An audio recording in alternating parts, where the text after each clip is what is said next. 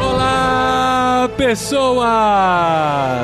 Podcastirmãos.com literário entrando no ar. Eu sou o Paulinho, estou aqui com a esposinha Adriana, que no início da leitura falou que não iam aparecer Frodo e Sam, e eu quase desanimei nessa primeira parte. Mas não é pra desanimar, gente. Que isso? Tem muita história sem Deu spoiler, ela me quebrou, assim.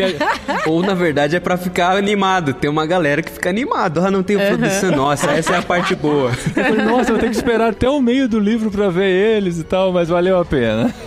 E eu sou a Adriana e eu estou aqui com o André, que é tão curioso quanto Pippen. E às vezes cai duro por causa da sua curiosidade, né, filho? E eu sou o André e estou aqui com o Guia Marino, que bem que podia gravar as músicas do livro do Senhor dos Anéis. Aê! Eu topo. Que responsa, hein, Gui? É responsabilidade. Depois desse pedido aí, eu fico tentado. Bom, gente, eu sou o Guilherme Amarino e eu tô aqui com a Carol, que é uma verdadeira serva de Auli, detentora do conhecimento da Terra, de todas as coisas que contém na Terra, e não foi pro caminho de Saruman. Aê! Eu gostei. Eu sou a Carol Simão e eu tô aqui com o Tan, e eu queria depois desafiar o Tan a falar um trava-línguas que se encontra em Senhor dos Anéis, As Duas Torres. Olha aí! Olha isso! Tan vai aceitar o desafio. Se é daquelas partes de poema, eu provavelmente pulei.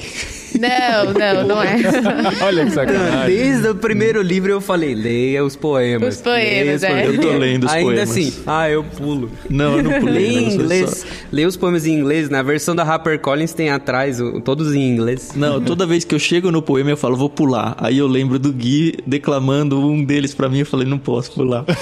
Vai que é esse, Aí né? eu leio por causa do Gui.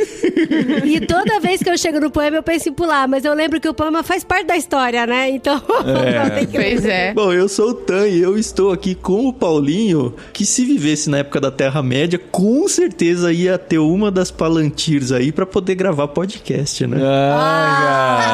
Será Palantir o primeiro Zoom? É, exatamente. O que eu mais gostei do Palantir foi a ligação por engano, né? Eu tava achando que tava falando com alguém, mas não era e tal. A imagem tava meio embaçada. Viu, mas eu fiquei com dúvida, dá pra fazer conferência pelas Palantirs? Provavelmente, Parecia que dava, né? A gente tá no último capítulo, gente. Vamos voltar pro primeiro ainda, porque a gente vai retomar o Senhor dos Anéis depois de um tempinho aí, antes de terminar o ano, pra cumprir a promessa, pelo menos, né? E a gente vai fazer a primeira parte, o livro 3. É tão difícil explicar isso, né? É a primeira parte das Duas Torres, mas é o livro 3 da saga O Senhor dos Anéis, a primeira parte do livro 2, que dá pra gente chamar de A Primeira Torre, talvez, né? São duas torres aí, só pra confundir um pouquinho mais.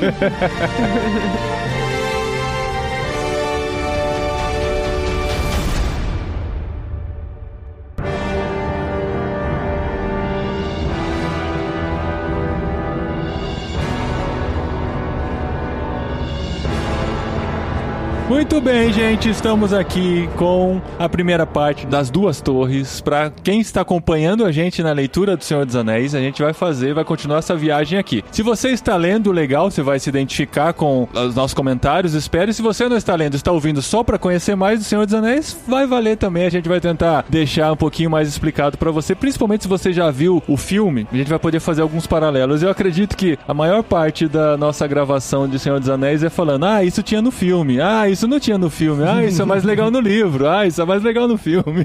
Esse é o triste objetivo de todo crítico de filme e livro, de toda adaptação de livro. É sempre assim, mas eu vou ler o livro pra ver se o filme está certo. Eu vou ver o filme pra ver se o livro está certo. É sempre assim, cara. Essa Podia ter um programa de podcast disso, hein? Comparando o livro com o filme, hein? Olha, tem ou devia ter? Você tá sugerindo? Não, poderíamos, não sei se tem, mas se não tem, era um buraco aí pra gente trabalhar. Não, o legal, assim, do Senhor dos Anéis é que é dos poucos filmes que as pessoas ficam na dúvida se o livro é melhor, né? Porque geralmente a pessoa fala assim, o livro é muito melhor e tal, o livro é muito melhor que o filme. Harry Potter, por exemplo, é assim. O livro é muito melhor. Depende. Mas do Senhor dos Anéis tem gente que fala que o filme conseguiu absorver mais a aventura, digamos assim, e colocou de um jeito mais interessante, né? Eu sei que é polêmico pra gente que tá lendo o livro e amando o livro. Depende muito da forma de cada um ler livros. O que eu tô dizendo é que tem pessoas que são muito mais imaginativas lendo. E aí, pra essas pessoas, o livro é melhor por causa da quantidade de conteúdo, detalhes e tudo mais. Mas pra quem lê e não consegue visualizar, eu acho que o filme traz um negócio que falta um pouquinho no livro, não por causa do livro, mas por causa do estilo da pessoa mesmo. De visualizar a grandiosidade das coisas, os cenários. E por conta da fantasia também, né? Que tem muita coisa que não existe no mundo real, né? Então, quando o filme dá isso pra você mastigado, como foi tão bem mastigado como o Peter Jackson fez essa trilogia, aí é legal, né?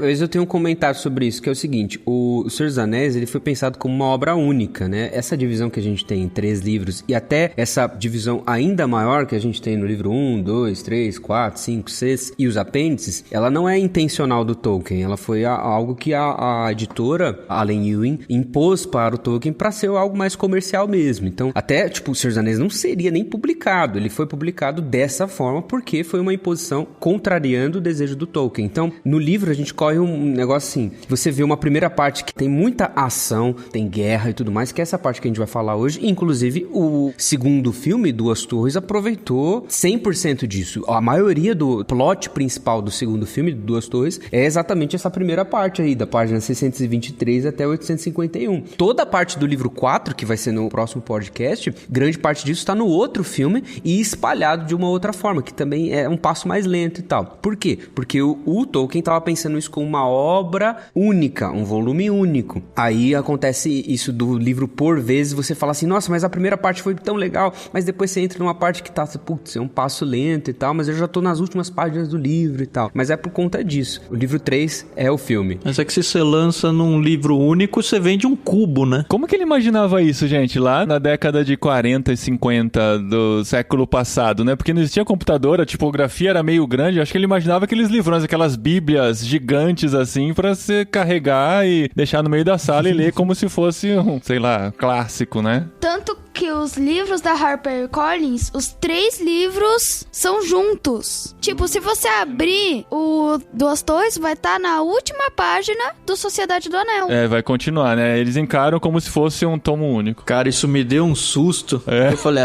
preciso ler correndo aqui. Caramba, tem mais de 1000 páginas. Eu falei, não vou dar conta de ler 1000 páginas.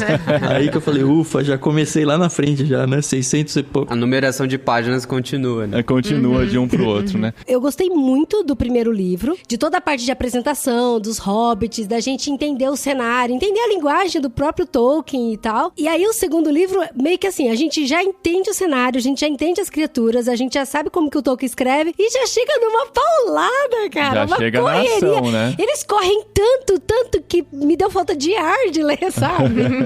E isso é bem legal mesmo, né? Essa aventura, você já começa dentro dela, né? Você cai no meio de algo que já está acontecendo e você já está pronto para aquilo. É gostoso começar um livro assim, porque a gente deu um tempo, né? Assim que a gente terminou a Sociedade do Anel, antes de começar as Duas Torres, a gente leu outras coisas e tal, agora vamos voltar pro Senhor dos Anéis. Aí, de repente, você cai no meio de uma aventura, inclusive numa cena em que no filme acontece no fim do primeiro filme, que a gente ficou esperando no fim do primeiro livro e não aconteceu, que é a morte do Boromir, né? Ah, já vai falando de morte. Já vai falando maravilhosa. de coisa triste. Olha o outro, maravilhosa, amor. Mas é maravilhoso. Mas é muito bom mesmo. Antes do Boromir morrer, quero deixar bem claro que ele toca aquela gaita, não é gaita. Não é gaita, é trompa. A trompa, a gaita com aquela força seria bem interessante. Por que eu tava com gaita na cabeça? Mas ele toca a trompa dele e a forma como é narrada no livro é tão legal, porque fala que o som é tão alto que ultrapassa montanhas e montanhas. Isso é eu falo, demais. cara, que da hora, que animal. Aí eu fico pensando no pessoal que lê o livro primeiro, aí vê aquela trompa sendo tocada no filme, não é tão, né, legal. É legal no filme também. Eu gostei do filme também. No filme você vê exatamente isso, assim, o som chegando nas montanhas, as pessoas reagindo ao som e tal. Eu gostei, achei que ficou bem representado. E no filme tem aquela tensão do Uruk-hai, né? Tem um meio que, entre aspas, general Uruk-hai que luta contra o Boromir e aí vem o Aragorn e tudo mais, né? É legal isso. Agora, uma cena que eu fiquei esperando e não aconteceu é o They Take the Hobbits to Isengard. Tem essa frase igual, assim. Eu fiquei procurando, cara. Engraçado. Que hora que o Legolas vai falar isso? O Lucas vinha, pai, o Legolas já falou? Pai, o Legolas já falou? Eu falei, filho, não, já passou essa parte. Ele não vai falar.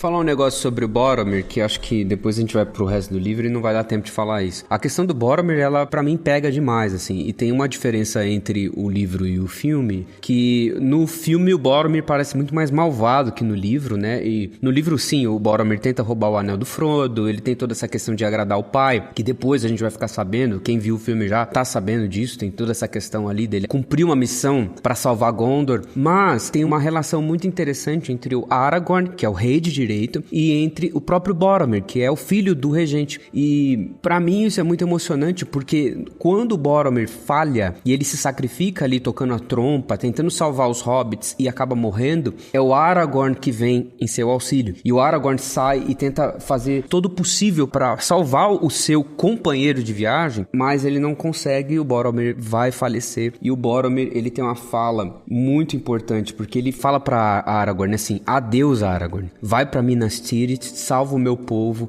eu falhei. E no filme, o Peter Jackson interpreta isso de uma maneira muito bela, porque no filme, o Boromir parece que ele é muito arrogante. Muito arrogante, parece que não, eu não quero esse rei Aragorn, eu não quero nenhuma relação com esse cara que abandonou a gente, eu não vou dobrar os meus joelhos pra ele. Na cena da morte do Boromir no filme, ele chega e fala assim, mais ou menos a mesma coisa: adeus Aragorn, vai, salva Gondor e tudo mais, eu falhei. Daí ele se despede do Aragorn assim: meu capitão, meu rei. E ele reconhece o reinado do Aragorn, e isso é muito importante. Aqui no livro tem isso em certo aspecto, sim, mas não tem exatamente essa fala. Mas essa tensão dos últimos momentos do Boromir é muito importante. No livro acontece uma coisa e no filme, na versão estendida, tem isso. O Boromir tinha uns protetores de braço, sabe? Que eles usam pra proteger e tudo mais, e alguns outros equipamentos que o Aragorn pega pra ele. E isso é muito significativo. Como que acontece essa relação, depois eles se despedem do Boromir, né? Colocando a trompa partida dentro do barquinho lá e jogando ele no Haurus, né? Que é o nome do rio. E, cara, é muito legal isso. E é tão bonito como o Aragorn respeita a memória do Boromir e não disse nada, assim, dele. Retratou a morte dele como um herói mesmo, sabe? Não, nada do deslize, daquela coisa E eles estavam num momento de tensão, assim, que seria difícil fazer alguma coisa, algum funeral, alguma coisa especial. Eles até pensam, o que a gente vai fazer agora, né? A gente tá sendo perseguido, a ação tá acontecendo. Temos que ir atrás dos hobbits sumidos. Mas a gente não pode deixar o corpo dele aqui. A gente tem que dar as honras, pelo menos, de um guerreiro, né? Pensa no Aragorn. Ele é um cara que começou a se apresentar na Sociedade do Anel. Ele é um moribundo, um andarilho, sabe? Tipo, passo largo, não é um rei. E agora ele tá numa sociedade que tem uma missão muito importante pra ser cumprida e aos poucos essa sociedade está se desfazendo. Eles perderam Gandalf. Agora o Frodo e o Sam sumiram. Os outros hobbits, o Merry e o Pippin, também estão em perigo, foram capturados. E agora um outro companheiro, tipo, a sociedade lentamente está se desfazendo. E à medida que você tem um Aragorn totalmente moribundo, que é só um cara, tipo um mercenário mesmo, que tá lá, tipo, sujo e tudo mais, há espaço para pequenos atos de honradez do Aragorn, que ele mostra que ele é realmente o herdeiro de Isildur, que ele é realmente o rei de Gondor. E ele vai mostrando que ele é um rei, sabe? Com essas pequenas atitudes. E assim, depois que acontece essa cena, né, que eu também achei muito bonita, tem aquela questão, né, do Legolas, o Gimli e o Aragorn terem que decidir pra onde vão, né? E aí me bateu uma dúvida, eles estão indo atrás dos hobbits. Qual das duplas que eles estão indo atrás? A gente sabe que vai acabar sendo atrás do Merry e do Pippin, né? Mas no começo me bateu essa dúvida, será que eles vão atrás Você ficou na dúvida? Eu não achei fiquei que tanto não. por causa do filme. Mas a literatura, ela me deixou um pouco assim, né? Tem uma fala do Aragorn que ele deixa... Eles estão pensando, né? Eles estão tentando decidir. Daí ele fala assim, deixa-me pensar. E que eu faça agora a escolha certa e mude a má sina desse dia infeliz. Ou seja, eles estão absorvendo a coisa, né? Aí ele ficou em silêncio e ele fala assim, seguirei os orcs. Ou seja, ele vai seguir os que capturaram Merry e Pippin. E disse ele por fim, eu teria conduzido Frodo até Mordor e ido com ele até o fim. Mas se agora eu o procurar no ermo, terei de abandonar os cativos ao tormento e à morte. Sabe? Então ele faz uma decisão difícil, assim. Cara, eu vou conduzir Frodo até Mordor ou eu vou salvar esses companheiros que estão cativos e que podem morrer. E aí ele faz a escolha. Eles nem sabem se estão vivos, né? Nem sabem. Fala assim, deixa o Frodo ir e o destino cuidará do Frodo. Né? Porque foi nesse momento que acabou de acontecer, né? Exato. É uma escolha muito difícil. Eles foram dispersos meio que à força, Frodo teve que fugir pra um lado, eles acabaram ficando separados, cada um tendo que cuidar de alguma coisa específica e percebendo, agora a gente vai ter que caminhar separado, só que a gente precisa ir atrás deles pra não deixar o pior acontecer. E o livro, ele traz muito a questão de que todo tempo tinha orcs e outros inimigos ali em volta deles e que eles tinham que tomar muito cuidado. E ainda tinha o Saruman, que eles não sabiam em que momento eles iam topar com ele, né? Acabaram tendo que entrar na floresta, né, de Fangard. E então, é muito mais tenso do que o filme, né? O filme é maravilhoso, eu curto pra caramba, mas, nossa, ler o livro faz toda a diferença, não tem jeito. E é engraçado porque daí eles traçam um plano, né? Depois que eles enterraram, entre aspas, o Boromir, e aí eles falaram, não, então vamos fazer o plano. O plano é o seguinte, vamos no encalço desses orcs pra gente pegar os hobbits e recuperar os hobbits sem ter certeza de que eles estão vivos ou não. Porque geralmente o que os orcs fazem? Eles dormem durante a noite e caminham durante o dia. Só que daí o Gimli, cara, o Gimli tá muito especial nessa corrida. Porque ele fala, gente, vocês correm demais, pelo amor de Deus, que horas que eu vou descansar, vocês correm demais. Na hora que os orcs dormem, vocês correm. Aí o Aragorn fala, esses orcs são especiais, eles não dormem à noite. Aí o Gimli, não, você tá de sacanagem. Não, ao que nem à contrário, noite, os né? orcs dormem de dia, eles caminham à noite. Não, então, mas esses eram especiais, esses não dormiam Esses vão o tempo nenhum. todo. Não, mas é insano, assim, insano. A quantidade de corrida que eles têm, assim. Impressionante eu fiquei com dó do aguentar, Gimli com né? as perninhas curtinhas, eu me identifiquei, eu confesso. E a impressão que passa é que o Legolas vai que vai, né? Pra ele tá flutuando. aqui, Ele né? vai voando, né, Mas parece. os anões também, eles têm a fama de serem rápidos. E o Gimli, que ele, tipo, ele caminha bastante. Mas é em curtas ele é rápido. distâncias, né? Curtas Dan? distâncias. Curtas Exatamente. distâncias, ele até mesmo ficou cansado. Porque, tipo, É. os anões andam demais, só que eles descansam. E você pensa que agora abriu o RPG clássico Dungeons and Dragons, a aventura, né? Porque você tem um humano, que é tipo um paladino, assim. Você tem o elfo e o anão. Então já tem a equipe clássica de RPG aí, começando a quest pra resgatar os amigos, né? Cara, é muito bom, porque você vê, classicamente é isso. Uma quest de RPG, indo atrás, tendo todos os percalços, tendo que correr, encontrando outras pessoas, indo pra Rohan, né? Que agora que é onde eles vão entrar. Aí a gente vai ser apresentado pros cavalos e tal. Isso é massa. E sem saber o que vai acontecer na frente, né? E isso é muito legal. Tem muito a ver mesmo, né, com o RPG. Porque daí eles têm um objetivo e aí no meio vão acontecendo várias coisas que você não esperava. Coisas muito surpresas, assim, sabe? O que eu gosto nesse livro é a mudança de núcleo, né? Então você tá num capítulo acompanhando, porque como a sociedade ela se desfaz, você vai ter diversos núcleos separados. E a gente gosta de cinema, a gente sabe como isso é representado no cinema, mas no livro é um capítulo concentrado em um núcleo, aí acaba aquele capítulo num cliffhanger, né? Naquele momento assim, e agora, o que vai acontecer? Aí você acha que no próximo capítulo vai explicar o que aconteceu? Não. Ele vai pro outro lado da história pra mostrar o que está acontecendo com Merry e Pippin sendo levado pelos Uruk-hais, né? Cara, isso tudo é muito bom, porque você fica imaginando, no outro capítulo, por exemplo, você tá lá com o Gimli, com o Aragorn, com o Legolas, aí depois você tá num capítulo que é o Merry e o Pippin, lá naquela floresta de Fangorn, presos com os orcs, fugindo, e depois encontrando os Ents e tudo mais. Aí você fica, cara, mas que hora que isso tá cruzando as histórias, né? Será que é ao mesmo tempo? Será que não é? E aí tem algumas pistazinhas, assim, que você fica, agora, quando eles estão lá, eles estão aqui e tal. E tem até pessoas que são leitores muito mais fanáticos que nós, que fazem, inclusive, os pontos certinho onde as histórias se entrelaçam. Que E é muito legal, porque quando eles estão procurando o Merry e o Pippin, o Aragorn fala, eles estiveram aqui aconteceu uma luta, porque aqui Nossa. se arrastou. Porque E no eu filme não tem isso quero- certinho, né? Tem. Nossa, mas é Vai- muito bizarro pensar isso, meu. Vai é muito lendo estranho. os rastros. Aconteceu há 3 dias. É. E eu imagino o Gimli, né? Caramba, 3 dias atrás ainda. Tem que correr muito ainda. Mas assim, 3 dias depois alguém pisou aqui, olha, foi pra cá. Ah, mano, sério? O Gimli é ele muito descrente, tem as né? habilidades dele, né? Tipo o Bear Grylls, todos esses caras que vai no mato e tal, os caras sabem ver isso, cara. Essas cenas de leitura de trilha, eu sempre lembro do Lost. Lembra que eles ficavam muito assim, tentando entender por onde passaram, quando passaram. A Kate que era boa de ler trilhas, né? Eu sempre lembro dessa coisa. Eu fico pensando, como que eles sabem, cara? Não dá, na grama você não consegue identificar um passo, cara. Não dá pra saber o tamanho do pé, a pressão Ai, que moleque, fez. eu já não sou tão cult, eu lembro do Daryl de The Walking Dead. sempre- E ficou vendo por 200 temporadas pra não dar em nada, né? Pois é. Convenhamos.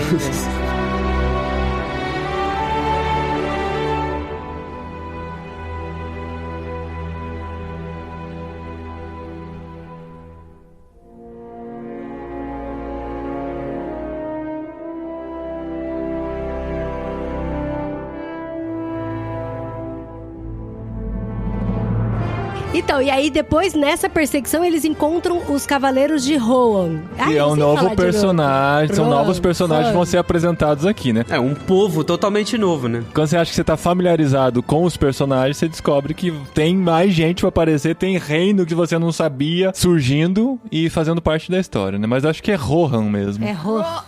Rohan. Rohan. É, se for em inglês, Isso, Rohan. É que tem um jeito de você ler em inglês as palavras, ou tem um jeito de você ler como se fosse em português. Você podia ler Gimli, né? Não. Você podia... Foi o jeito que eu li pela primeira vez. Eu chamava Gandalf de Gandalf. Gandalf. Legolas. É verdade. No filme dublado, eles chamam Gandalf de Gandalf. Gandalf, então. É, mas é por isso que na minha apresentação eu falei que eu ia desafiar o Tan para um trava-línguas, porque quando a gente lê na nossa só leitura mental, é uma coisa, né? Mas quando você vai tentar reproduzir o que eles estão narrando aqui em voz alta, é um trava-línguas terrível. E qual que é, Carol? Quero ver. Agora queremos ver o desafio.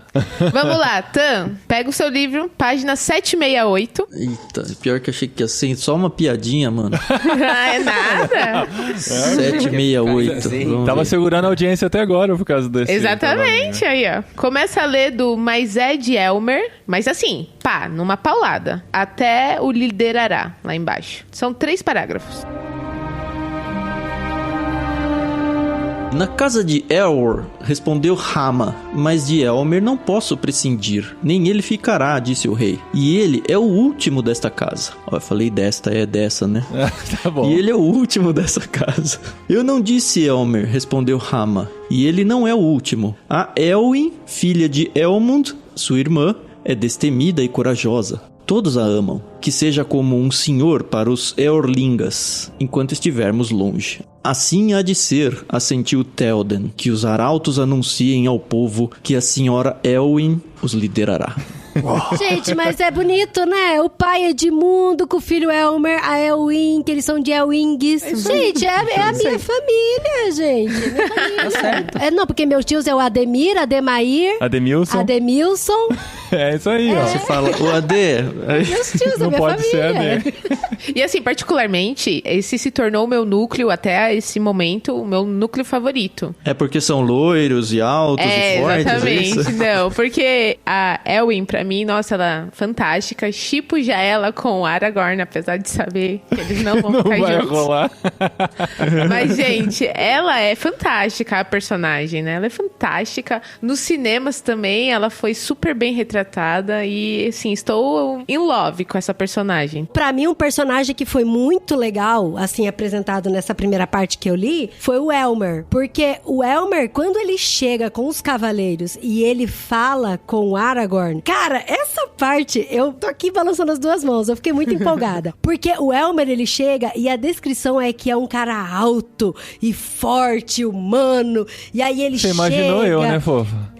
Na verdade, eu ia falar que ela tava lembrando do personagem do livro 1 lá, aquele elfo maravilhoso. E aí lá. ele chega e aí ele fala com toda a autoridade de um filho de rei e tal. E aí o Aragorn então tá na dele. Aí quando o Aragorn começa a falar, aí o livro muda, inverte. Aí fala que o Aragorn cresce e ele se torna todo poderoso também, sabe? Eu falo, cara, isso é muito legal. E o personagem do Elmer, pra mim, ele cresceu muito no sentido de importância. Ele não é só um cavaleiro que tá conduzindo os cavaleiros, mas ele é bom naquilo que ele faz, ele tem seus princípios, ele é forte nas decisões que ele tem, e mesmo sendo contra, muitas vezes, a própria casa de Théoden, que é a casa do tio dele, que tava, assim, sob domínio do Língua de Cobra, ele foi tudo contra isso porque ele acreditava nos princípios dele, né? Porque ele juntou uma galera pra sair, pra defender o território que era dele, e foi contra o que o Théoden tava dizendo. Então eu achei isso muito legal, assim. Esse personagem, pra mim, eu acho que é um personagem que é muito grande, muito forte, assim. E é interessante como a gente é apresentado ao território de Rohan e tudo que tá acontecendo, né? Porque o Tolkien parece que faz uma ambientação proposital com os vikings, né? Então, tipo, é um povo meio viking, é um povo focado em cavalaria, é um povo espalhado. A gente é apresentado a uma terra muito ampla, em vários vilarejos e tal. Não tem, tipo, um centro de metrópole, como é contado pra gente, por exemplo, com o reino de Gondor. É diferente, assim. Então é uma outra vibe, assim, sabe?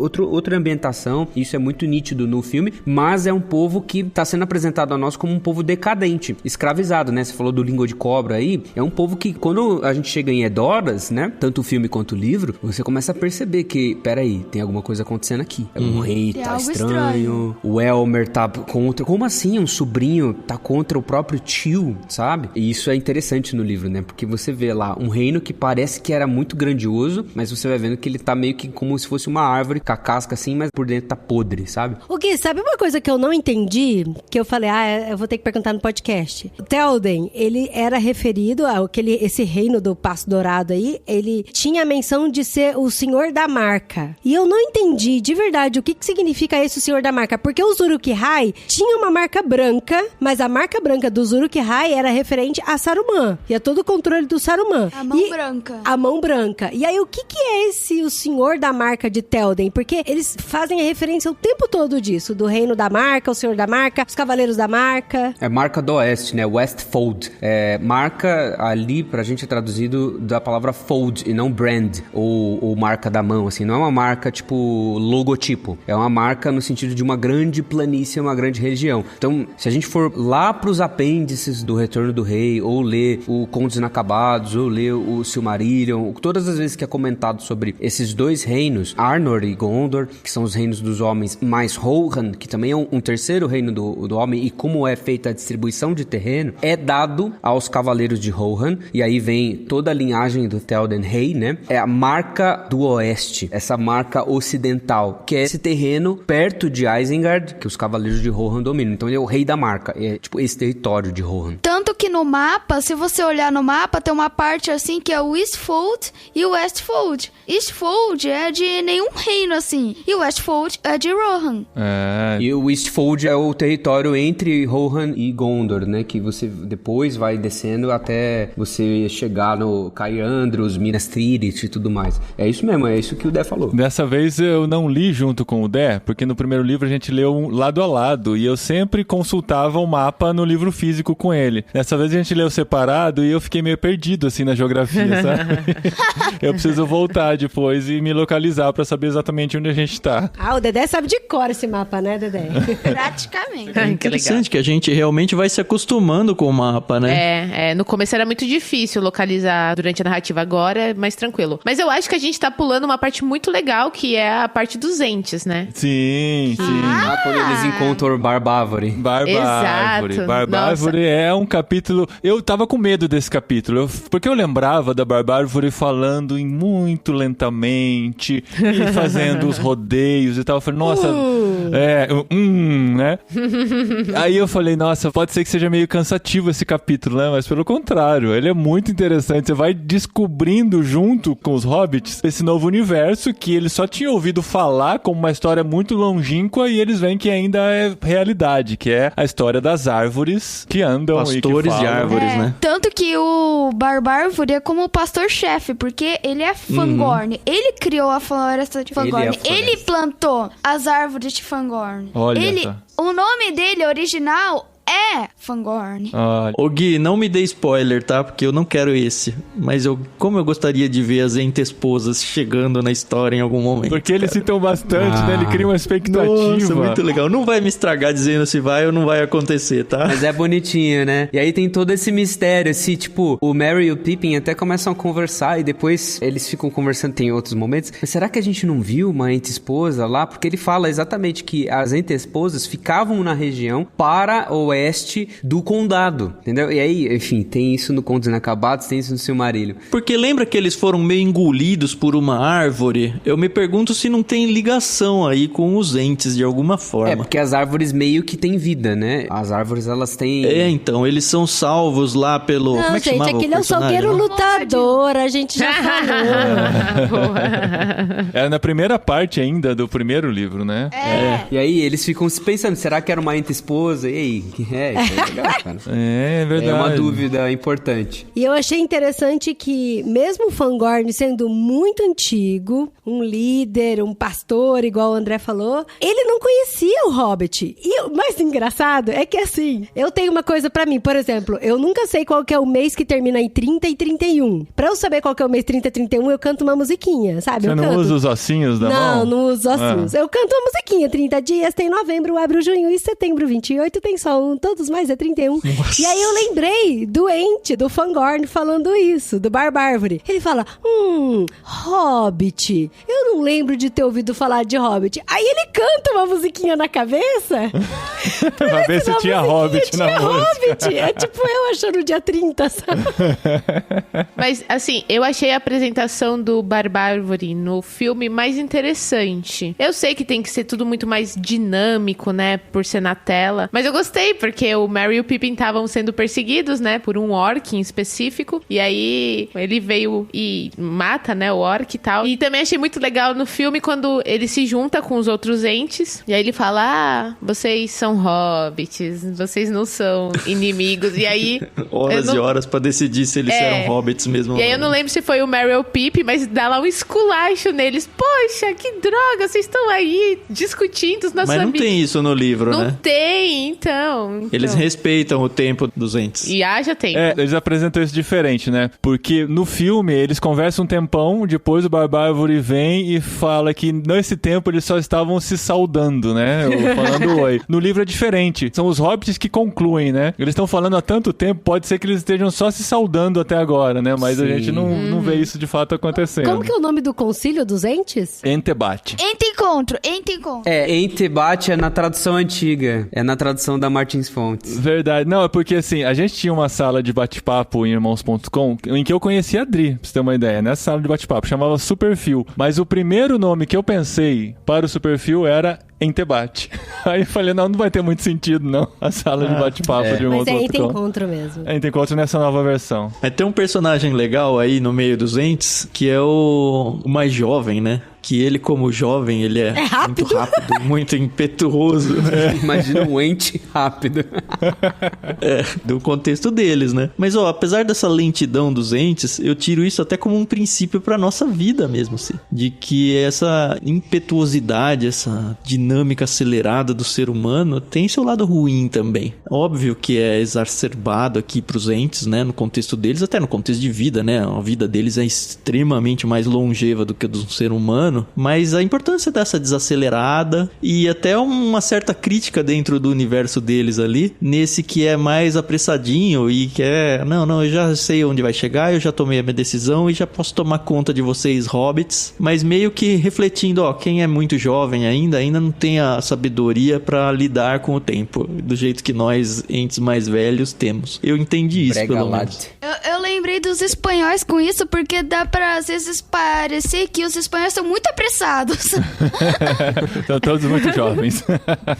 E uma coisa legal é que assim, que eles demoram muito pra tomar a decisão, mas a decisão é muito assertiva. E eles têm um plano. Não, a gente vai fazer isso, aí tem uns entes que vão virar um paredão aqui, que vão ficar parados, os outros vão destruir, os outros vão rumar direto pra Isengard, e eu achei muito legal que foi assim, muito bem estruturado o plano deles, né? Foi demorado pra tomar a decisão, mas eles foram feitos muito bem feitos e obtiveram sucesso, né? Na execução. Tanto no último capítulo, que eles estavam saindo de Isengard e viram a mão branca do Saruman caída. Daí o Gandalf comentou, os entes, eles prestam atenção em todos os detalhes. Nossa, e você também.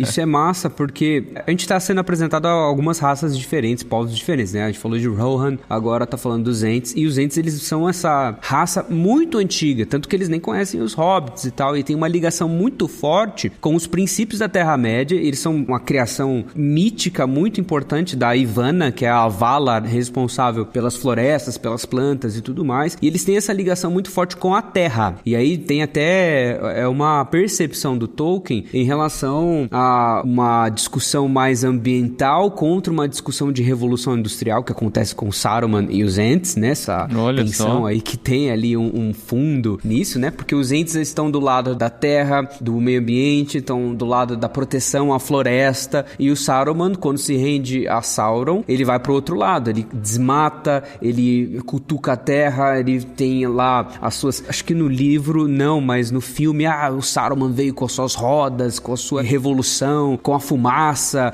com fogo e fumaça, né? Que o Barbárvore fala. E, cara, é isso. O ente é essa entidade que tá há muito tempo, muitos séculos, milênios, e muitas vezes tem essa, justamente por ser muito antigo, esse passo mais lento, ele é até meio alheio a tudo que está acontecendo. Até a língua deles reflete isso, né? Até a língua, né? É uma língua que descreve muito, né? E demora pra descrever. As palavras são longas, demoram pra acontecer as frases. Mas mexe com a floresta pra você ver o que acontece. Mas né? mexe com... Pô, aquele primeiro mago que os hobbits viram e falaram, sentiram uma presença e tal... Não era o Gandalf, era o Saruman mesmo, né? Era. Saruman. Depois eles ficam, não era o Gandalf, não era, porque a gente tem aí o retorno do Gandalf. Isso. Que eu tenho pra mim que não é o Gandalf, assim, é o Gandalf mesmo, óbvio, mas é outro personagem. Eles não identificam na hora já, né? Eles veem um ser diferente, ficam com medo a princípio. E você fica nessa dúvida, né? O livro te dá essa dúvida.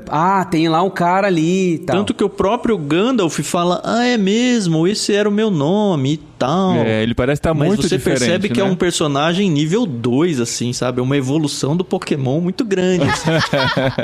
Tinha um jogo... Na verdade, alguns jogos do Senhor dos Anéis, tipo, eu tenho um jogo de tabuleiro, que é a Guerra da Terra-média, que tem isso, e tem outros jogos de RPG do Senhor dos Anéis, jogos de estratégia do Senhor dos Anéis, que tem isso também. Quando o Gandalf, ele vira o branco, é outro personagem. Parece que rolou um upgrade nele, outras habilidades, etc. É quando você tem uma metamorfose, tipo um Goku e Goku Super Saiyajin, sabe? Tipo, é outra coisa. E é isso. E o Gandalf, como Istari, que é um dos magos, ele é um personagem que veio lá de Valinor, né? Que serve aos Valar, ele é um Maiar, né? Tipo, uma subdivindade e tal. E eles vêm pra Terra-média e tem toda essa questão dos magos e tal, que é discutida também no primeiro livro. Tem toda a questão do Saruman estar traindo a Ordem dos Magos e toda a questão de como eles têm outros nomes, né? O Gandalf tem outros nomes. Ele é Olorin, lá em Valinor. Ele é chamado de Mithrandir pelos elfos. Ele é chamado de Tarkum pelos anões. Ele também é chamado de Corvo da Tempestade pelo próprio rei de Rohan, o Théoden. Enfim, ele tem esse cara que é vários nomes, né? Então, a questão do caráter dele muda um pouco mesmo. Só pode ter um mago branco, e o mago branco é tipo líder, porque fica muito claro no encontro dele com o Saruman, porque o Saruman ainda acha que é o branco, mas fica muito nítido que o Saruman tá sem poder nenhum não, né? Mas assim, que o Gandalf tomou o lugar dele na Ordem dos Magos. Eu não sei se é uma viajada ou não na minha cabeça. Isso dá a entender, e é proposital ter uma certa hierarquia, tanto que o Gandalf várias vezes ele fala assim, ele é o líder da minha ordem. E sim, havia uma disputa inclusive entre o Olorin e entre o Kurumo, que é o Saruman, quando eles saem de Valinor e vão pra Terra-média. Isso é muito interessante, não tá nesse livro, está em outras partes de literatura do Tolkien. O Saruman, ele é nomeado e é um servo de um Valar chamado Aule, o ferreiro. Esse que é o responsável por todo o conhecimento da terra, todo o conhecimento das coisas, o conhecimento de manipulação, de artifícios e tudo mais. O Gandalf, que é o Olorin, ele é nomeado pelo Manwë, que é o senhor do ar, e o cara que é responsável pela relação com as águias. Por isso que o Gandalf sempre tá com as águias, ele vai lá e foge com as águias e manda as águias salvar o Frodo. As águias vigiam o Frodo e o Sam e contam pro Gandalf onde eles estão. Isso, porque ele tem relação com o Manwë. Ele é um Maiar que tem relação com a divindade maior, que é o Valar, que é esse senhor do ar. E, detalhe muito importante, que não está no livro e é importante para essa interpretação das duas torres. O Sauron também é um Maiar, da mesma maneira que Gandalf e Saruman. E o Sauron, antes de se render ao poderio do Senhor do Escuro, o Melkor, que é esse Valar que trai todos os outros, né? Ele era um Maiar, servo de Aule, o mesmo que era do Saruman. Por isso que eles compartilham da mesma corrupção. E é por isso também que o Gandalf tinha tanto medo de segurar o anel, de ter contato com a Palantir e tudo isso, né? Esse excesso de cuidado, né? E aí há uma decadência do Saruman no livro, então mostra claramente essa decadência, a traição do Saruman, o envolvimento do Saruman com o Sauron, com o Palantir, com o desejo de poder, e até o lance dele mudar toda a ambientação da torre de Orthanc e fazer os Uruk-hai, manipular a terra, enfim, tem um quê de revolução industrial ali, mostra como Saruman, ou Kurumo, é servo do cara que é o Auli, que é o ferreiro e etc. E aí o Gandalf, ele vira o branco, ocupa esse lugar de principal na ordem, justamente porque houve uma queda do Saruman. O Saruman traiu a ordem. Ele está no mesmo caminho de corrupção que o Sauron. E o Gandalf também derrotou o Balrog e ele também acendeu. Exato. Sim, sim. É isso mesmo. E o Gandalf fala que ele sendo o mago branco, né, era, na verdade, o Saruman, né? Pelo menos era o caminho que o Saruman deveria ter seguido, né? Uma coisa que eu acho legal é que no meio de toda essa aventura, né, de que eles vão caminhando lá, o Aragorn, o Gimli e o Legolas estão buscando os hobbits, o Merry e o Pippin, e o Merry e o Pippin conseguem se safar sem a ajuda do trio, e eles fogem pra Fangorn, conhecem o Ent e tudo, e é legal que no meio de toda essa aventura tem muito espaço pra contemplação, pra descanso e pro desenvolvimento de amizade. Eu acho tão legal porque o Gimli e o Legolas, eles estão se tornando tão amigos, porque quando eles encontraram os cavaleiros de Rohan, os cavaleiros doaram gentilmente 3 cavalos. E aí o Gimli não queria um cavalo. A gente, o Gimli, que vontade de bater no Gimli? Meu Deus, por que ele não queria um cavalo? Anão não anda de cavalo. Ele não anda de cavalo. pônei. Ele falou, não ando de cavalo. E aí o Legolas falou, não, pode deixar que eu carrego você na minha garupa, né? E aí foi tão legal que eles desenvolveram uma amizade tão bonita, tão assim, é gostosa de ver eles que não faz sentido, né, pra quem vê, né? Fala assim, como assim um elfo e um anão né? são amigos, né? Eu acho que o Barbárvore falou isso no último capítulo. Acho que ele falou, Isso. então estes são o elfo e o anão que são amigos, uma coisa tão rara. Então, assustava todo mundo quando via isso. É legal, né, de ver que as amizades podem surgir de situações que não fazem muito sentido. E até quando eles conheceram o Théoden, porque eles chegaram lá no Passo Dourado. Gente, na minha tradução tá Passo Dourado, mas eu já vi Palácio Dourado também. Isso. Mas é isso mesmo. Que aí eles chegaram lá na Terra e aí o Gandalf foi muito safado, né, velho? Fala sério. Porque o Língua de Cobra falou, ó, não é pra deixar ninguém entrar com arma e nem com cajado. Mas eu tenho um cajado de um velho. Muito bom, muito bom. O Sagacidade. filme mandou bem nessa parte aí. Mandou muito. Mas comentando sobre a amizade, deixa eu falar sobre a amizade do Gimli e do Legolas. É uma coisa antiga, assim. Nas primeiras eras do universo da Terra-média, tem muitas guerras entre anões e elfos, envolvendo colar, envolvendo elmo, envolvendo terra, envolvendo fortaleza. Os anões são muito orgulhosos, mas os elfos também são orgulhosos. Os anões querem isso, os elfos querem aquilo. E muitas vezes tem essas guerras, o que inclusive impediu muitas resoluções no passado de, tipo, resolver coisa de guerra contra Morgoth, contra o Sauron, por causa disso, porque o elfo não queria lutar na mesma batalha que um anão, e o anão não queria lutar na mesma batalha que um elfo e tudo mais. Tem muita dificuldade em relação a isso. Muitos anões que traíram elfos e humanos, então, assim, os próprios anões, assim, em algumas regiões da Terra-média, são mal vistos, né? E aí quando você vê o Gimli compartilhando com o Legolas, eles competindo amistosamente, eles compartilhando, assim, histórias e posteriormente viajando juntos, visitando as regiões da Terra-média e tal, você vê, assim, é uma amizade que surge num lugar improvável, porque você tem a amizade do Frodo com o Sam, que é uma amizade provável. São 2 hobbits, um já é servo do outro, trabalha pro cara, eles já se conhecem, eles vão viajar juntos, beleza, é uma amizade provável. Agora você tem uma amizade improvável, que o que os une, na verdade, o que os uniu e fortaleceu o laço foi justamente a jornada. E aí não tem como a gente não lembrar de C.S. Lewis quando ele fala lá nos 4 Amores sobre o Filéu, que talvez o trunfo de uma amizade é você perceber que você está lutando a mesma batalha que o seu companheiro. E é justamente isso que unifica a amizade, fortalece a amizade. Você estar lutando a mesma batalha, sabe? Você compartilhando da mesma guerra. E é tão bonitinho que no meio da guerra, o Legolas falava, tudo bem, estamos contando as pessoas, mas cadê o Gimli? Cadê o Gimli?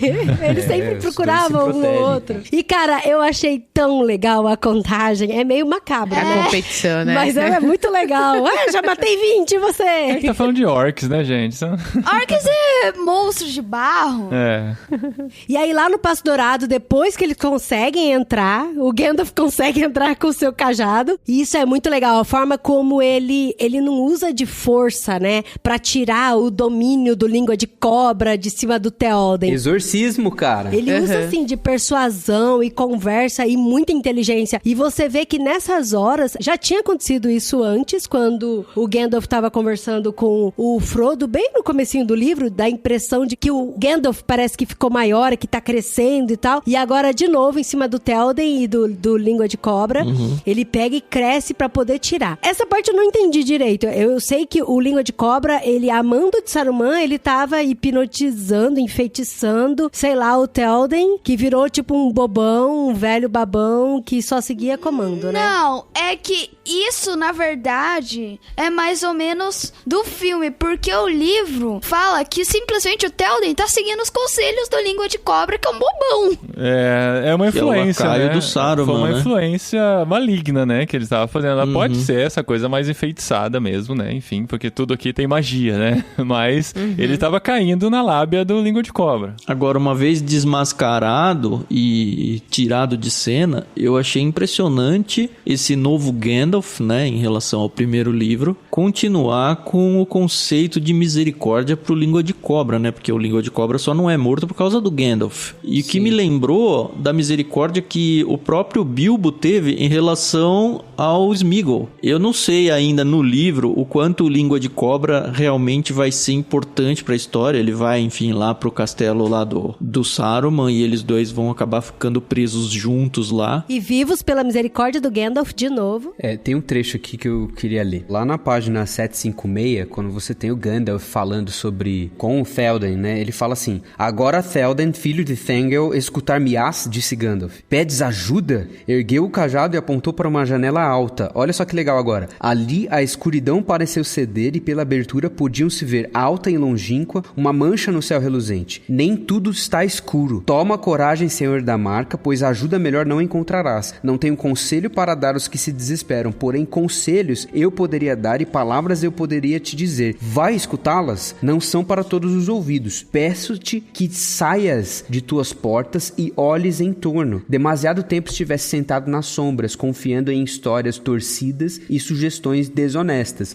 No filme você tem meio que uma cena de exorcismo. Aqui essa cena é o Gandalf tirando o Théoden da escuridão do seu próprio palácio e da voz do língua de cobra. E aí acontece no filme tem aquela cena que o Théoden levanta e a barba dele, que tava toda branca, tudo começa a voltar, a ficar menor, mais loirinha. E isso acontece fora do tempo, quando ele vê o sol. E aí ele tem um cajado negro, ele solta o cajado negro, aí ele volta a ser o Théoden rei mesmo, e não esse decrépito, né? Mas tem essa rejuvenescimento aí dele, né? É que no filme teve uma coisa que o Saruman tava controlando o Théoden pela Palantir, que isso não tem no livro. Ah, é verdade. E a gente é apresentado, né, pra personagem da Elwyn, né, que é a sobrinha, né, do rei, e ela é também descrita como uma moça muito bela, né, e aí ela já fica de olho ali no Aragorn, né? Carol, e o mais doido é que ela foi apresentada assim, porque o Théoden fala, o Éomer já está lutando na batalha, eu também vou lutar na batalha. Aí você vê que ele ficou com aquele sentimento de, ai, por que eu briguei com meu sobrinho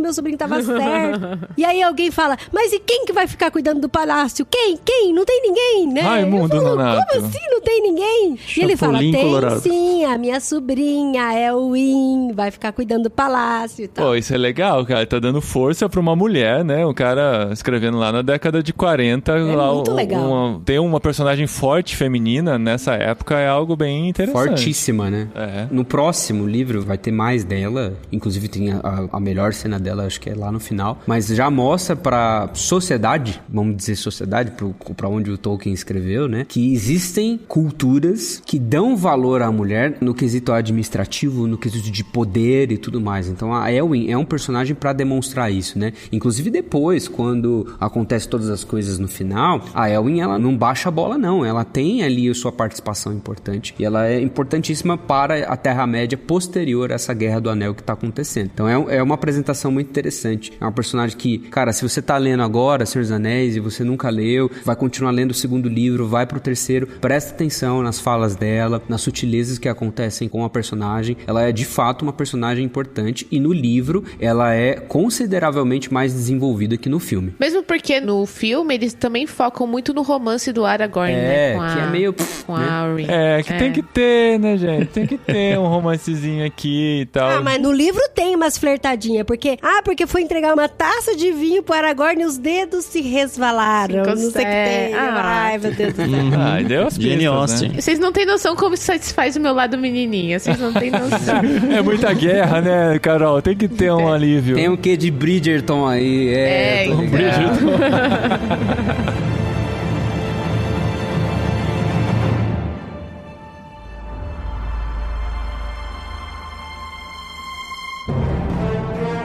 Mas aí entra na porrada o livro, né, Paulinho? Isso, aí o pau come solto. Aí o pau começou, vamos pra batalha. Cara, dali pra frente é só guerra, velho. É, Carol, depois do toquezinho dos dedos é só pancadaria, velho. Eles vão pro abismo de Helm e lá acontece o Hell. Rola um pau violento. Primeiro, assim, a descrição do local é muito legal. O lugar é meio que encravado numa rocha, né? É difícil de conseguir entrar. Mas a coisa se arrebenta ali. E aí o Gimli, ele ainda faz uma crítica, né? Ele fala, me dê um ano aqui pra você ver o que eu vou fazer com isso aqui. Não tá bonito Eu sei fazer uma mina de verdade. Erebor. Tanto que quando o Gandalf lá no final ele tá trazendo os hobbits, ele fala, quem sabe um dia vocês podem voltar pra cá, mas quem vai apresentar pra vocês é o Gimli, não sou eu não. Bom, e no lance da batalha aí, é legal que, assim, você consegue imaginar, né, o jeito que o Tolkien descreve é fantástico, porque não fica cansativo de descrição, você entra na aventura e se sente no meio da batalha, as coisas acontecendo, eu acho incrível. E tem catapulta, e tem escadas, e tem arcos, e tem pedras voando, e tem orcs renascendo. E machado arrancando cabeça. Cara, é muito legal. E você se imagina enxergando pra todos os lados, e né? Tem Machado rodando. Machado rodando, é verdade. E é tudo muito escuro, você não enxerga direito, né, a batalha. E aí o pau tá comendo, a batalha rodando pra lá e pra cá. E é legal que, assim, não é o tempo todo de batalha. Tem horas que tem uns respiros que eles conseguem fugir pra outro canto e conversar e ter uma pausa de estratégia mesmo, né? E aí é legal que gera umas conversas muito interessantes nessas pausas de respiro. Eu destaco assim, a diferença maior com o filme é que o filme, ele divide isso, né? Tem aquela pausa, aquela batalha com os wargs, que é os orcs montados nesses cachorros, assim, no meio do caminho, que o Aragorn se perde, blá blá blá, e depois o abismo de Helm, que todo mundo se prepara e eles ficam esperando lá, aí tá caindo a chuva e aquele velhinho vai lá e atira a primeira flecha. Isso no livro não acontece. É uma batalha que vai acontecendo. Desde a época que o povo de Rohan tá indo pro abismo de Helm, já tá rolando batalha.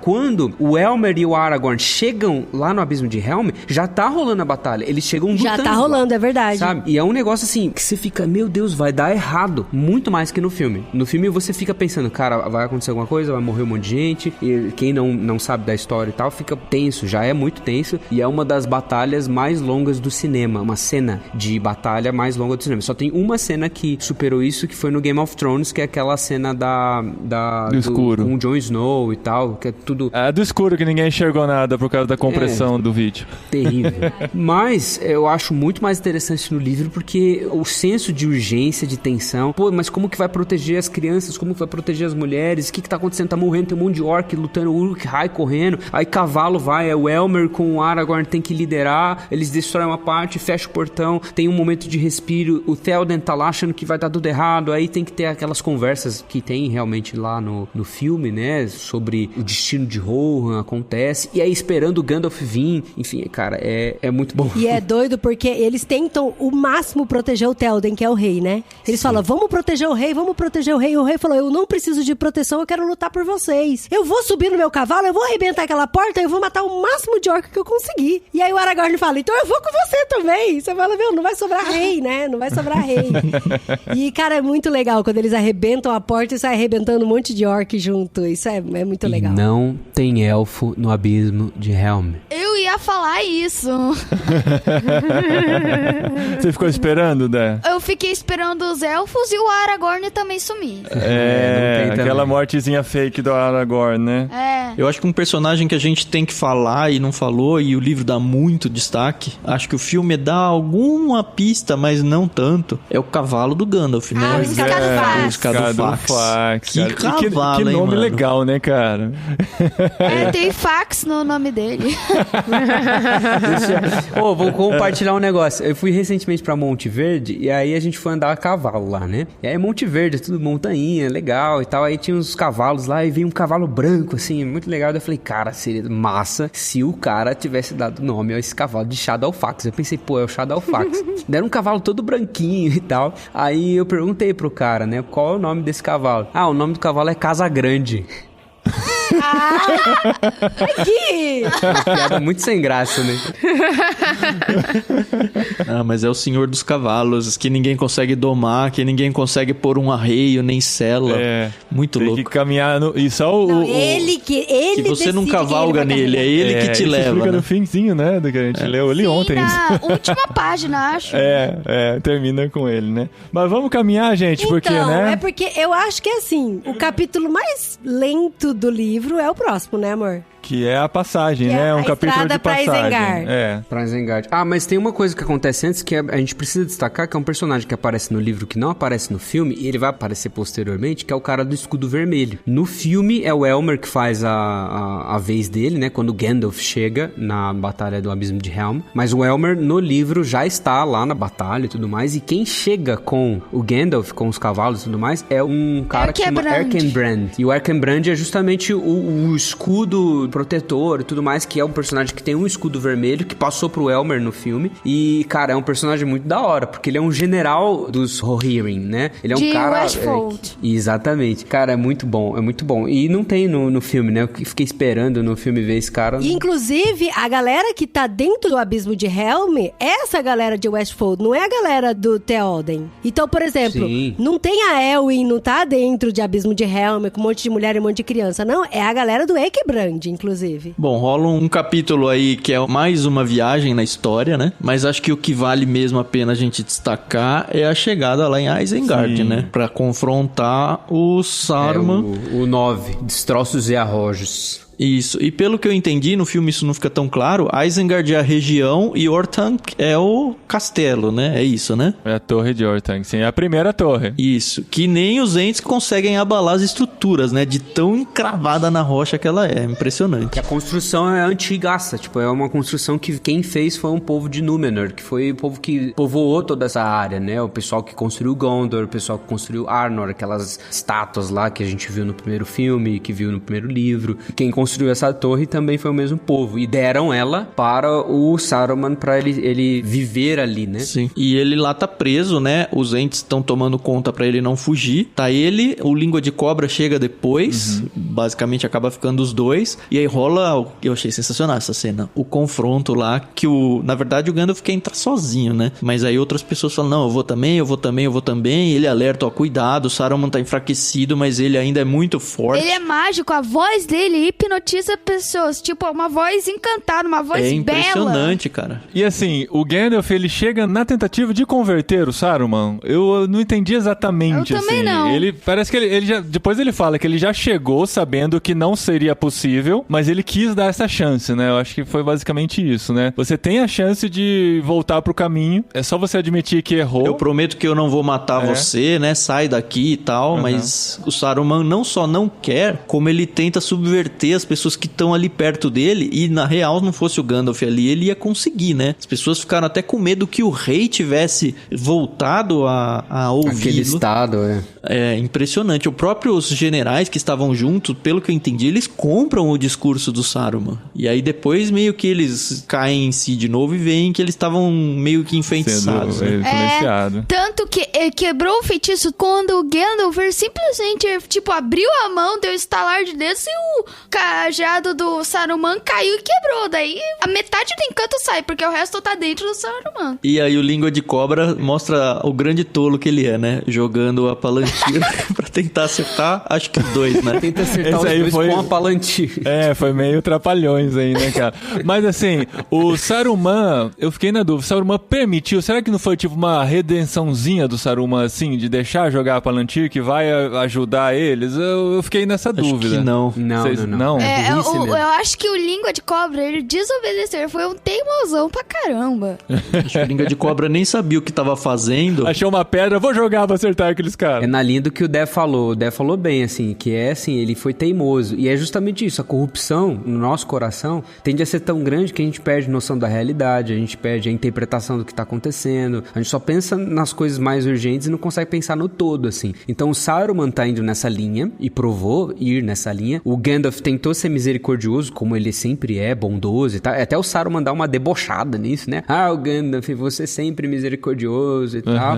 E o Língua de Cobra tá indo num caminho absurdamente igual, assim, cara, eu vou fazer qualquer coisa pra me salvar, inclusive a coisa que vai fazer eu perder no final, que é eu perder o meu trunfo da minha arma que eu poderia usar e tal. E, cara, é isso, você vê uma consequência bizarra do cara ser teimoso, do cara ser arrogante, do coração que só pensa em si mesmo e etc. Gente, só pro pessoal saber, Palantir é aquela bola de cristal redonda gigante, viu? Porque mais pra frente, né, é o último capítulo desse livro, inclusive, dessa parte que a gente tá lendo, é o capítulo sobre a Palantir, né, que quando fala sobre ela. Porque, na verdade, o Gandalf não sabia muito bem o que se tratava, né? Depois ele vai descobrindo e tal, ele não sabia o poder que ele tava carregando. E ainda bem que o Pippin fez o que fez, né? Porque o Gandalf fala, se eu mesmo tivesse olhado, o Sauron ia ter me visto. E agora ele caiu nesse telefone sem fio e ele só tá achando que o Hobbit foi pego pelo Saruman e tá mandando seus Nazgûl pra ver o que tá acontecendo e tal, mas eles têm um tempinho aí pra lidar com a situação. Mas o que o Pippin fez, Tan? Conta aí pra quem não leu o livro. A gente tem a Palantir, essa bola de cristal de teleconversa. Ele fez o que apareceu no filme, né? Só que no filme foi em Edoras isso. Isso. Eles estão dormindo. Eu acho que muito que o livro fala é porque o próprio Pippin, ele tinha encostado, ou pelo menos visto, a bola quando ela é jogada, e aí o Gandalf cobre. Só que isso instiga nele essa vontade de ficar indo atrás. Tanto que o amigo dele, o Merry, não tá nem aí, né? Ele quer se dormir. E o Merry falou assim, não pode tê-la, portanto vai dormir. Daí o Pippin fala, você não pode só me falar não pode tê-la, portanto vai dormir. Eu vou pegar ela de qualquer jeito. Olha só. E o Merry fala, o Gandalf já falou pra não se meter em assuntos de magos. E aí ele espera todo mundo dormir, a gente descobre que de fato o Gandalf dorme de olho meio aberto, né? Que coisa que no filme tem esse detalhe que é muito legal. Ele rouba durante o sono, vai olhar e ele não sabe o que é, né? Ele só tá muito curioso e aí você descobre que na verdade não é um portal, é um zoom, né? Como a gente brincou. Onde tem algumas Palantirs espalhadas ali na Terra-média e uma tá com o Sauron e o Sauron consegue se comunicar através dela e é uma comunicação que não é só visão e áudio, né? É um negócio quase espiritual ali, intrínseco, que atinge a pessoa. O Gandalf, quando descobre, ele até acha que o Pippin foi interrogado e entregou informações e a gente descobre, até pela inocência e tolice dos hobbits, que ele se preservou muito. O que foi bom pro Gandalf, porque o Gandalf não se mostrou, né? Quem acabou se mostrando foi um hobbit que nem o Sauron sabia muito bem o que era. Pera aí, quem que tá na linha? Um hobbit? Nossa. Você tá aí com o Saruman? Dá um recado pra ele. Muito bom, cara. Foi isso mesmo. Fala pro Saruman que eu tô indo aí buscar ele. É igual quando tua avó te liga e começa a te chamar dos nomes de todos os netos, menos do seu. Aí o Pippin fala, não, pode deixar, eu vou anotar um recado, eu dou pra ele. Sim. Interessante a cena que mostra a força que os hobbits têm. Isso já foi exaltado no próprio Frodo. A força que eu digo é a resistência às coisas do mundo, às coisas até malignas aí. Porque ele fala, poucas pessoas teriam suportado isso. E o Gandalf fala, sendo um hobbit tão resistente, muito provavelmente daqui a pouco isso aí já vai ter passado na vida dele. Ele não vai nem ter lembrança direito da situação. Interessantíssimo, né? Agora, sabe quem eu não senti falta nenhuma? Não senti falta falta do Frodo e do Sam. Ah, não. É isso. Não, sim, gente.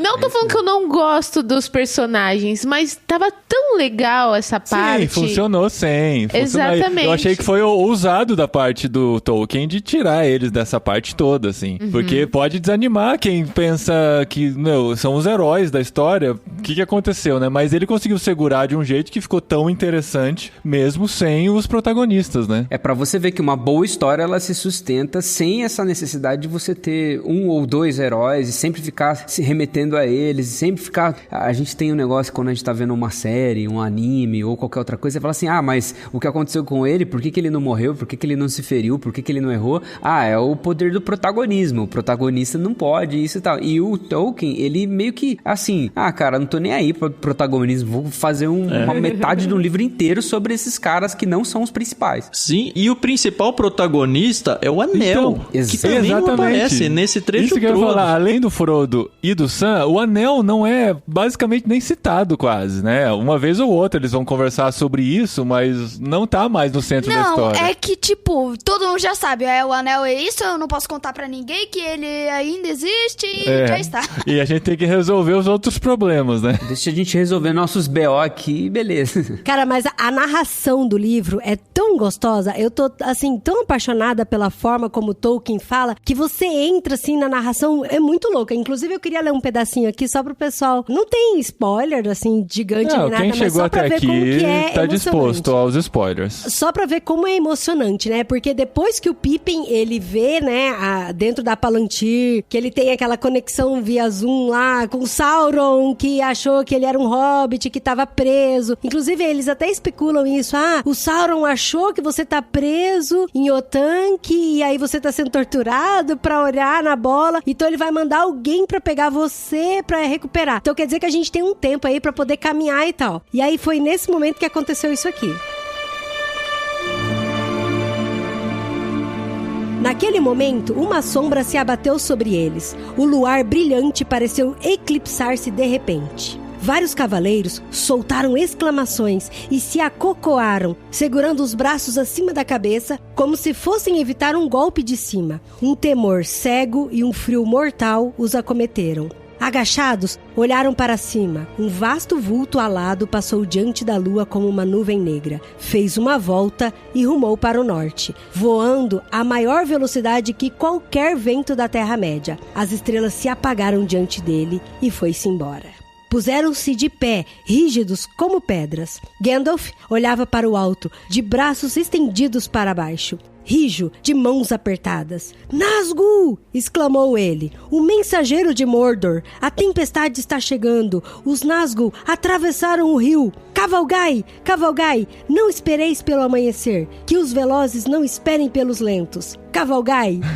Cara, é de arrepiar. O que eu acho muito legal dessa cena é que, como a gente viu o filme, eu já tava ligado que isso ia acontecer. Mas teve uma referência a ela lá no primeiro livro, sem explicação. Eu achei tão fantástico isso, porque eles estavam caminhando em algum momento, em alguma quest que eles estavam fazendo, de repente eles veem alguma coisa passando na frente do sol, e eles olham, eles não conseguem entender muito bem o que é, e fica por isso, gente. Eles pensam, tipo, é uma águia, sei lá. E assim, eu já sabia que era o Nazgûl, porque a gente sabe que ele vai aparecer na frente, mas ele colocou essa pista lá atrás, eu acho que foi na primeira parte do primeiro livro ainda, pra só agora voltar a acontecer isso e a gente descobrir o que é, e olha, os desatentos não vão perceber isso, né? E aí eles desesperados, eles se separam, aí o Gandalf fala, eu vou pra um lado com o Pippin, vocês vão pro outro lado com o Aragorn. E aí é engraçado que o Aragorn veio correndo, pegou o Pippin que tava, tipo, dentro de um saco, jogou pro Gandalf e o Scadufax veio correndo e os dois pularam no lombo do Scadufax e foram embora. É muito dinâmico, assim, né? Já chegando no Abismo de Helm, de tão rápido que são. Isso. Você vê como o terceiro arco da história começa a se montar aí, né? Depois a gente vai observar, vai dar uma quebra por causa do quarto livro, que vai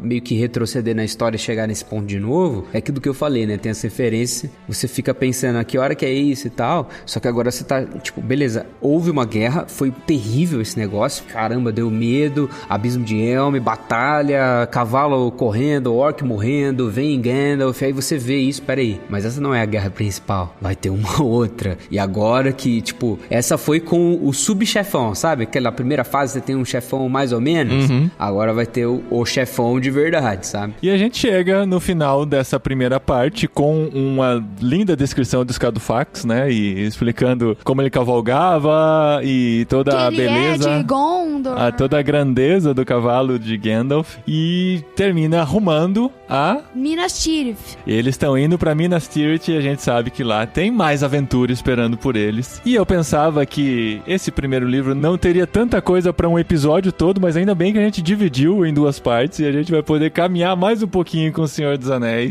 E o próximo livro volta aos nossos queridos Sam e Frodo. Queridinhos, para quem ama. E tem o Sméagol. E o Sméagol, que também estava sumidinho. É assim, não vai ser para o próximo mês, tá? Porque no próximo mês a gente vai ler outro desafio tão grande quanto este, que é O Homem que Nasceu para Ser Rei, da Dorothy Sayers. Mostra a lombada aí, Carol. Não tem vídeo, Dri.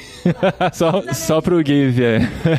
Não, gente, realmente vai ser um desafio, mas é aqueles bem gostosos. Olha aí, ó. A gente tem um mês pra ler isso, Gui. Tem 2 partes divididas. A gente vai ter que ler tudo de uma vez. O livro é indicado por C.S. Lewis, a gente vai ler pro próximo mês. E a segunda parte das 2 torres, ou a segunda torre, a gente vai ler pra fevereiro, provavelmente, tá bom? Então a gente tem um tempo mais tranquilo pra poder ler, com mais calma, em fevereiro a gente gravar. Fevereiro ou março, a gente vai confirmar com vocês aqui, porque vai Agora depender da nossa eu não agenda aí. posso mais atrasar, porque mês passado, assim, a gente teve que adiar um mês, eu tava na metade ainda. Vamos lendo devagarzinho. A gente teve que correr com o Dé aqui, tadinho, cheio de tarefa de escola pra ler, mas assim, que seria dessa gravação sem a enciclopédia do Dedé aqui confirmando os dados pra gente? E Gui, muito obrigado por achar um buraquinho na sua agenda de Projeto Sola, compromissos na igreja. A gente teve que gravar aqui no espaço entre essa correria toda. Muito obrigado mesmo, Gui. Sem você aqui também, a gente ia ficar se perguntando, nossa, o que será que é isso? O que será que é aquilo? O que será que significa isso? E a gente tem o Gui aqui pra responder pra gente. Ó, eu vou dispensar o Gui e o Dé aqui, que o Gui precisa voltar pra rotina dele. E Eu o Dé tenho tem futebol daqui meia hora. E a gente tem que caminhar até lá e a gente 2 quilômetros a pé. precisa ir, mas eu vou ficar com o Tan e com a Carol aqui só pra falar das novidades do Clube Ictus e o que a gente tem por aqui, tá bom? Show. E pra finalizar a nossa conversa clássica sobre Clube Ictus, cheio de novidades, sempre novidades, né? Sempre coisas acontecendo, não é cheio de novidades, mas assim, a vida segue, né?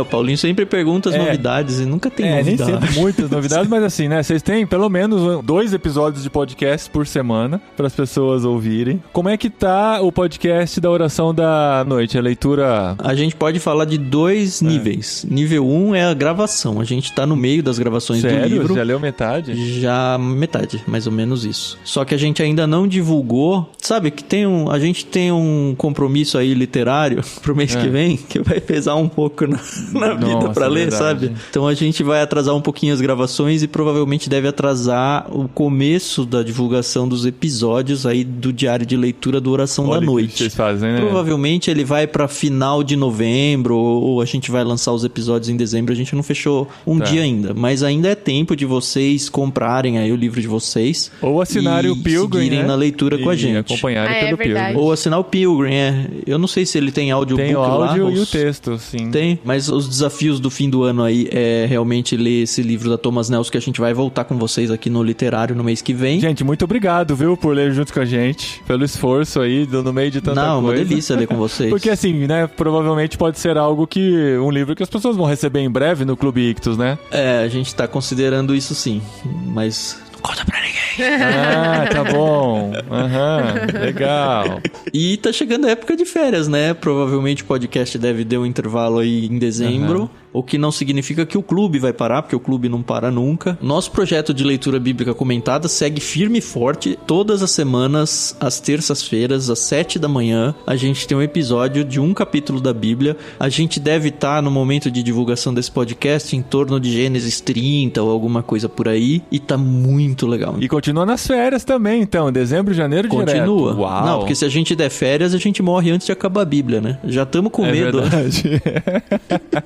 Então esse não tem férias. Toda semana tem um episódio novo. É legal que tem muita gente que tá encontrando agora e vem maratonando e fala: ai, agora já cheguei, eu já perdi porque não tenho mais episódios. Eu falo, cara, é um por semana, é um jeito muito legal de lidar com a Bíblia. A gente tá seguindo na NVT, que tem uma linguagem muito gostosa. E dê uma chance pra ouvir uns 2 ou 3 episódios, porque você vai ver que a sua leitura bíblica vai ser diferente quando a gente lê e conversa sobre capítulo 1 de cada vez. Leitura bíblica comentada aí no seu aplicativo de podcasts e vamos lá. Muito bom, gente. Para assinar Clube Ictus, ictus.com.br, você ouve os podcasts, assina o plano que mais se adequa à sua necessidade, tem para crianças, jovens, adolescentes, de todos os gostos lá. E usa o cupom de desconto do irmãos.com. O cupom irmão. Que você vai ganhar 15% de desconto na primeira mensalidade. Na primeira mensalidade. Beleza, gente. Muito obrigado. Mês que vem a gente volta com o último livro do ano e a gente segue lendo um pouquinho por dia, todos os dias, mantendo o hábito ou desenvolvendo o hábito da leitura juntos aqui. Tchau, pessoal. Valeu.